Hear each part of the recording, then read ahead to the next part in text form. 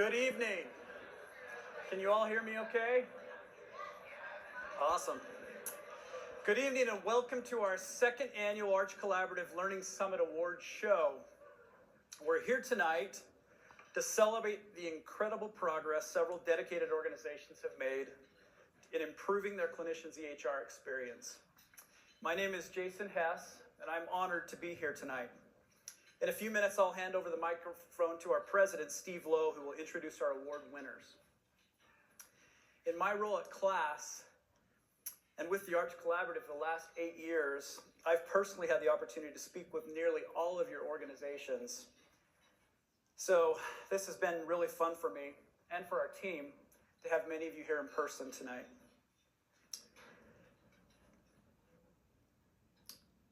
And I would say this is especially true as many of you continue to measure and improve and share best practice with your peers. So believe me when I say, I know that this initiative we started in 2017 is more energized, continuing to grow, and have a bigger impact than ever before.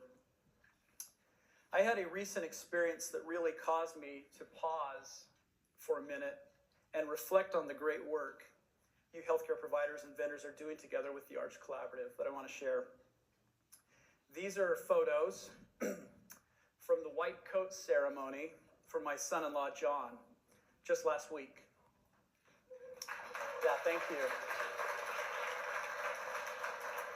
you. In the second photo, you see me and my wife, Marianne, and our daughter, Haley, who's married to John, and John's family. And I'm sure most of you are familiar with the white coat ceremony. I was not.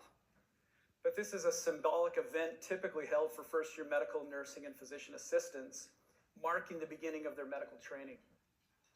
And in John's case, as he begins medical school this week, I want to check in with him and see how it's going.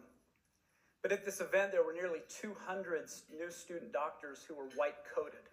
I'd never heard this phrase. They had coaters, who white-coat these student doctors. It was fun to watch. During the program, each of these student doctors had the opportunity to stand and introduce themselves, and we were able to hear all the different undergrad programs from which they had finished their pre-med coursework and degrees. It was so inspiring to see the light in their eyes and their optimism as they begin this journey. I know many of you have been through this experience. As I listened, I couldn't help but think of the millions of dollars of tuition that had been paid. I heard some of these schools and I'm like, holy crap, that was expensive. And the intense study to do well enough in their coursework, just the intense study for the MCAT, and this litany of requirements that they have to go through just to get to this point. What made it even more personal for me was watching through the lens of my son-in-law and daughter who supported him these last 3 years as they've embarked on this process. John and Haley have used this huge spreadsheet to track where John applied, where he'd been accepted, tuition cost, cost of living, residency placement statistics, cost of flights to visit home on Christmas. I mean, they had it dialed. It was pretty impressive as they made a decision. And I also considered the sacrifice and hard work and expense that will now go into their next probably 8 years together as John does his training, hopefully in a specialty that he desires. But just what a sacrifice. I got a little emotional as I considered it all. And I saw these very proud parents and families and friends from all walks of life, all over the place there, cheering on these new student doctors. It was very moving.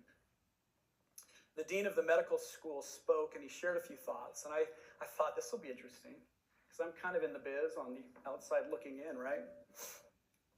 But he shared that these student doctors will be able to participate in 85 different specialties potentially, areas that they'll be able to pursue. But he also talked about this hopeful and sobering statistic that we've already mentioned here, that by the time most of these student doctors are done with their training, there will be a projected shortage of 124,000 physicians in the United States alone. So while, that's kind of a hopeful message if you're looking for a job, right? He said, don't worry, you're all gonna have jobs.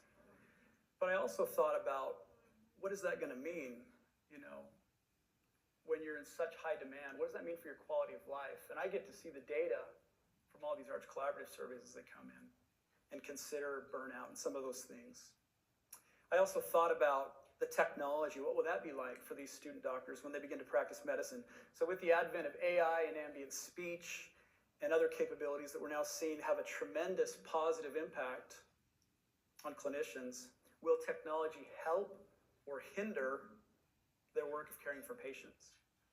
Will it help them, or will the nature of whatever EHRs look like in the future drive them away from the profession that they work so hard to attain?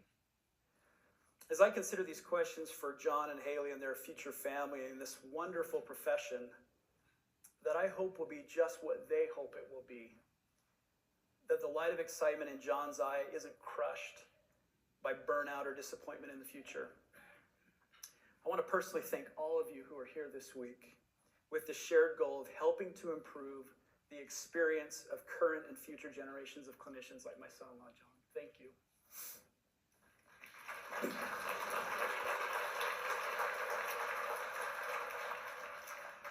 So tonight we're going to announce what is only our second ever annual Arch Collaborative Awards. And I love that we get this opportunity to celebrate your accomplishments more publicly. It feels incredible for our team to be able to recognize the efforts your organizations have made. And we know this is really, really hard work. The winning organizations and individuals behind them are transforming something that the industry once thought healthcare organizations had little real control over. And our winners tonight are living proof that the EHR experience can change for the better, and that organizations themselves can implement the changes that make the difference. So congratulations to each of you for the part you're playing in making your corner of healthcare a better place to be and practice. And with that, now please join me in welcoming Steve Lowe, class president, to the stage to present this year's award winners.